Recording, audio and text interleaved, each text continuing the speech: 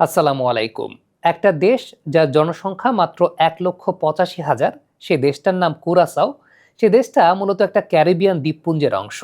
এই দেশটাই পার্টিসিপেট করতে যাচ্ছে ফিফা বিশ্বকাপে এবং প্রথমবারের মতো ফিফা বিশ্বকাপে অংশগ্রহণ করে ১,৮৫,০০০ জনসংখ্যার এই দেশটা কিন্তু একটা রেকর্ডও স্থাপন করেছে। বিশ্বকাপের মঞ্চে সবচাইতে কম ঘনবসতিপূর্ণ দেশের রেকর্ডটা এই মুহূর্তে কুরাসাও করতে যাচ্ছে। যদিও এর আগের রেকর্ডটা ২০১৮ রাশিয়া বিশ্বকাপে গড়েছিল আইসল্যান্ড, তাদের জনসংখ্যা সেই সময় ছিল ৩,৮৫,০০০। এছাড়াও এই ফিফা বিশ্বকাপে কেপ ভার্দে, যাদের জনসংখ্যাটা ৫,২৫,০০০, তারাও কিন্তু আরেকটা রেকর্ড করতে যাচ্ছে, অর্থাৎ কম ঘনবসতিপূর্ণ দেশ হিসাবে ফিফা বিশ্বকাপে পার্টিসিপেশনের রেকর্ডে তারা হতে যাচ্ছে ৩ নম্বর দেশ। তবে কুরাসাওকে নিয়ে যদি আমরা আলাদা করে বলি, তাহলে ক্যারিবিয়ান দ্বীপপুঞ্জের এই দেশটা মাত্র ১,৮৫,০০০ জনসংখ্যা বেষ্টিত। তবে তাদের ফুটবল সমর্থকদের অবস্থাটা একেবারে একেবারে খুবই বেশি মাত্রায় ফ্যাসিনেটিং। বিশেষ করে যেই ম্যাচটা জয়লাভ করার মাধ্যমে তারা মূলত পার্টিসিপেশন নিশ্চিত করেছে ফিফা বিশ্বকাপে, সেই ম্যাচটা অনুষ্ঠিত হয়েছিল জ্যামাইকার কিংসটাউনে। প্রতিপক্ষ জ্যামাইকা ছিল, তাদের হোম ভেন্যু ছিল। তবে এই হোম ভেন্যুতে খেলা দেখতে যাওয়ার জন্য দুইটা চার্টার্ড বিমান ভাড়া করে কুরাসাওয়ের যারা আলট্রাস রয়েছেন, অর্থাৎ তাদের যারা একদম ডাই হার্ড ফ্যান রয়েছেন, তাদেরকে আলট্রাস বলা হয়, সেই আলট্রাসটা কিন্তু ওই ম্যাচটা দেখতে গিয়েছিল। যদিও ৩৫,০০০ দর্শক ধারণ ক্ষমতা সম্পন্ন সেই কিংসটাউন স্টেডিয়ামে হলুদ রঙের সমুদ্রের মাঝে নীল রঙের কুরাসাওয়ার সমর্থকরা হয়তোবা খুব বেশি পাত্তা পাচ্ছিলেন না, তারপরও তারা নেচে গেয়ে বাদ্য বাজিয়ে তাদের দলকে সাপোর্ট করে যাচ্ছিলেন।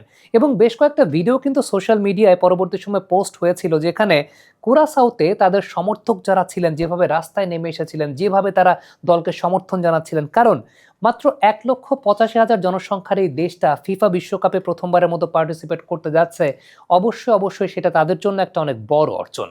এই ভিডিওতে মূলত তাদের পথটা নিয়ে আমরা আলোচনা করতে চাই, যে কুরাসাও ক্যারিবিয়ান দ্বীপপুঞ্জের ছোট্ট একটা দেশ, যেখানে জনসংখ্যা মাত্র ১,৮৫,০০০, তারা কিভাবে এই ফিফা বিশ্বকাপে পার্টিসিপেট করছে, কিভাবে তারা একটা অনেক বড় স্বপ্নের বাস্তবায়ন করতে যাচ্ছে। স্বপ্নের গল্পের শুরুটা নিয়ে কথা বলার আগে একটা বিষয় বলতে হবে, সেটা হচ্ছে জ্যামাইকার সঙ্গে এই ম্যাচের আগে, অর্থাৎ মহাগুরুত্বপূর্ণ ম্যাচের আগে, তাদের হেড কোচ ডিক অ্যাডভোকেট কিন্তু দলের সঙ্গে ছিলেন না। কারণ তার স্ত্রী অসুস্থ ছিলেন, তিনি চলে গিয়েছিলেন তার নিজ দেশ নেদারল্যান্ডসে।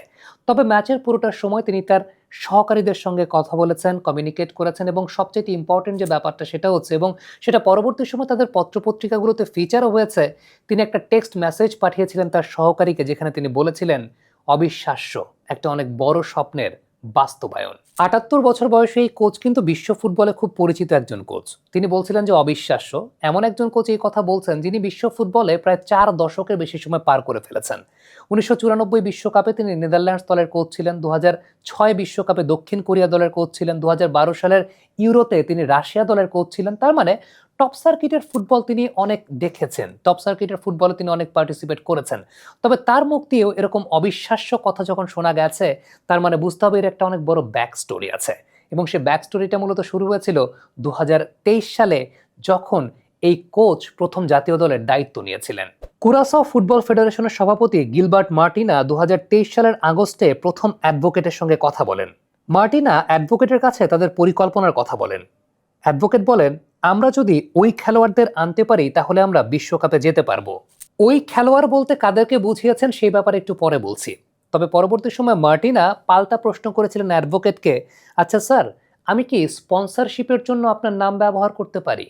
অর্থাৎ ওই সময়টায় কুরাসাও ফুটবল ফেডারেশনের স্পন্সরশিপ পাওয়ার জন্য একটা বড় নাম প্রয়োজন ছিল, এবং সে বড় নামটাই হয়েছিলেন পরবর্তী সময়ে অ্যাডভোকেট। তবে অ্যাডভোকেটকে পাওয়ার আগে আরও দুইজন ডাচ কোচের সঙ্গে যোগাযোগ করেছিলেন মার্টিনা। একজন ছিলেন ভ্যান মারভাইক, যিনি ২০১০ ফিফা বিশ্বকাপে নেদারল্যান্ডস দল তার ট্রেনার ছিলেন। পরবর্তী সময়ে লুই ভ্যান গালের সঙ্গেও তিনি কথা বলেছিলেন, তবে দুজনেই না করেছিলেন। প্রথমত ভ্যান মারভাইক বলেছিলেন যে আমার বয়স হয়ে গেছে, আমি এই মুহূর্তে বয়োজ্যেষ্ঠ এবং আমি রিটায়ারমেন্টে যেতে চাই। অন্যদিকে লুই ভ্যান গাল বলেছিলেন, আমি যদি এখন কোচিং করাই সেটা হবে শুধুমাত্র নেদারল্যান্ডসকে ঘিরে, এবং নেদারল্যান্ডস দলকে আমি বিশ্বকাপ জেতাতে চাই। মার্টিনা ভ্যান গালের এই তত্ত্বকে পুরোপুরি শ্রদ্ধা করেছেন, কারণ একজন মানুষের নিজের দেশকে বিশ্বকাপ জেতানোর স্বপ্ন থাকতেই পারে। কিন্তু যখন তিনি হাল ছেড়ে দিয়েছিলেন, ঠিক ওই সময়টাতেই অ্যাডভোকেট হঠাৎ করে ফোন করে জানান, শুনেছি কুরাসাও নাকি ফুটবল কোচ খুঁজছে, আই এম অ্যাভেলেবল। তবে এখানে একটা মজার বিষয় আছে। আগের যে দুজন কোচ, যাদের মধ্যে একজন নিজের বয়োজ্যেষ্ঠতার কথা বলে বলছিলেন যে ফুটবল থেকে রিটায়ার করেছেন, এই দুইজনের চাইতেও অনেক বেশি বয়স কিন্তু অ্যাডভোকেটের। তবে মাঠের ফুটবলের সময়টাতে তার যে পার্টিসিপেশন, তার যে ওয়ে অফ থিঙ্কিং, তার যে সামগ্রিকভাবে এনথুজিয়াজম, এই বিষয়টাই পরবর্তী সময়ে কিন্তু সবাইকে মুগ্ধ করেছে। এবার আরেকটা বিষয় নিয়ে কথা বলতে চাই, সেটা হচ্ছে যে বিষয়টা নিয়ে একটু আগে বলছিলাম, ওই খেলোয়াড়, সেই খেলোয়াড় আসলে কারা?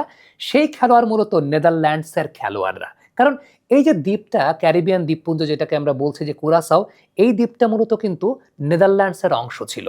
একটা সময়ে কুরাসাও দেশটি নেদারল্যান্ডসের উপনিবেশ ছিল।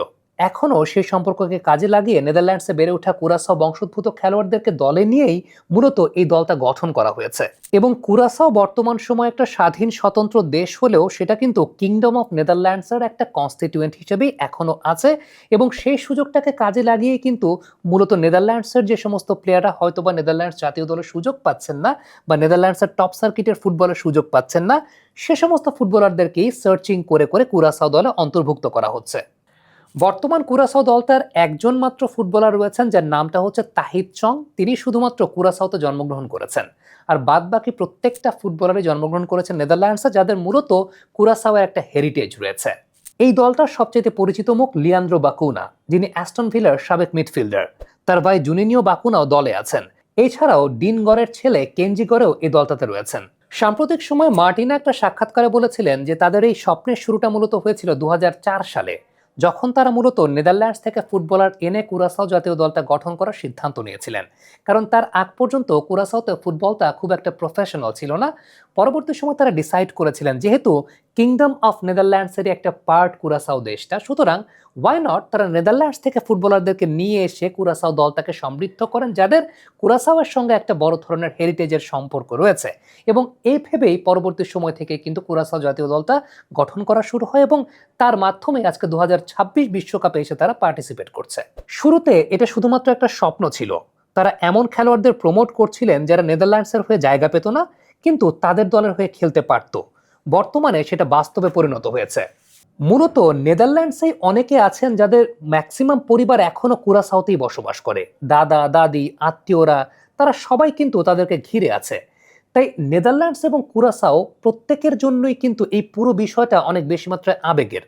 কোয়ালিফাইং পর্বে কুরাসাও কিন্তু দুর্দান্ত পারফরমেন্স করেছে, বেশ কয়েকটা ম্যাচ তারা জয়লাভ করেছে। সর্বশেষ যে ম্যাচটা ছিল সেটা তো একটা নেল বাইটিং ফিনিশ ছিল। ডেফিনেটলি জ্যামাইকার এগেনস্টে তাদের হোম গ্রাউন্ডে গিয়ে এরকম একটা জয়লাভ করা, সবকিছু মিলিয়ে ইমোশন, আবেগ এবং প্লেইং স্কিল সবকিছু একাকার হয়ে গিয়েছিল, যার ফলশ্রুতিতে 2026 বিশ্বকাপে তারা পার্টিসিপেট করছে।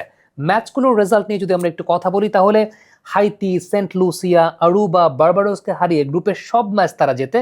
এরপর ট্রিনিদাদ এবং টোবাগোর সঙ্গে তারা ড্র করে। বারমুডাকে তারা 2বার হারিয়েছিল, যার মধ্যে একবার ছিল 7-0 ব্যবধানে, এবং জ্যামাইকাকে হারিয়ে শেষ ম্যাচে ড্র করে তারা বিশ্বকাপ নিশ্চিত করে। দলটার অন্যতম সদস্য জুনিনিও বাকুনা একটা কথা বলেছেন কোচের ব্যক্তিত্ব সম্পর্কে। কোচ অ্যাডভোকেট 40 বছর ধরে টপ সার্কিটে কোচিং করাচ্ছেন। তার একটাই দর্শন, সেটা হচ্ছে জিততে হবে। তিনি জেতার জন্যই মাঠে নামেন, জেতার জন্যই তার দলকে খেলান। তবে একটা কথা তিনি বলেছেন, যদি না জিততে পারো অন্তত তুমি হেরো না। এই দর্শনটাই, এই ফিলোসফিটাই, কোচের এই ডিসিপ্লিনের জায়গাটাই কুরাসাও দলটাকে আজকে এই পর্যায়ে নিয়ে এসেছে। শেষ ম্যাচটা ছিল উত্তেজনাপূর্ণ। জ্যামাইকা 3বার পোস্টে বল মারে, কুরাসাও পাল্টা আক্রমণ করে। শেষ দিকে জ্যামাইকা একটি পেনাল্টি পায়, তবে ভিডিও অ্যাসিস্ট্যান্ট রেফারি সেটিকে বাতিল করে দেয়। শেষ পাশি বাঁচতেই জ্যামাইকার কোচ স্টিভ ম্যাকলারেন মাথা নিচু করে বসে থাকেন। পরে সংবাদ সম্মেলনে তিনি পদত্যাগ করেন। এই ম্যাচটা কুরাসাওয়ের জন্য জেতার কোনো বাধ্যবাধকতা ছিল না, অর্থাৎ ড্র করেই তারা পরবর্তী রাউন্ডে অর্থাৎ বিশ্বকাপের জন্য মনোনীত হয়েছে। তবে জ্যামাইকার জন্য এই ম্যাচটা জয় বিকল্প অন্য কোনো কিছুই ছিল না। মাত্র 1,85,000 জনসংখ্যার একটা দেশ, যে দেশটা মূলত 2004 সালে এমন কিছুর একটা স্বপ্ন দেখেছিল, যে স্বপ্নের বাস্তবায়নটা তারা 2026 সালে এসে পেরেছে। সবচেয়ে উল্লেখযোগ্য ব্যাপার হচ্ছে মাত্র 1,85,000 জনসংখ্যা, যেখানে হয়তোবা সবাই সবাইকে চেনে, অথবা দেখা গেল 60% মানুষ বা 70% মানুষ সবাই সবাইকে চেনে, একটা ভ্রাতৃত্ব বোধের মাধ্যমে তারা বসবাস করে থাকে। এবং একটু চিন্তা করে দেখেন, সর্বশেষ ম্যাচটা দেখার জন্য, দলকে সমর্থন যোগানোর জন্য আলট্রাস যাদেরকে বলা হচ্ছে, 2টা চার্টার্ড বিমানে ভাড়া করে তাদেরকে নিয়ে যাওয়া হয়েছিল।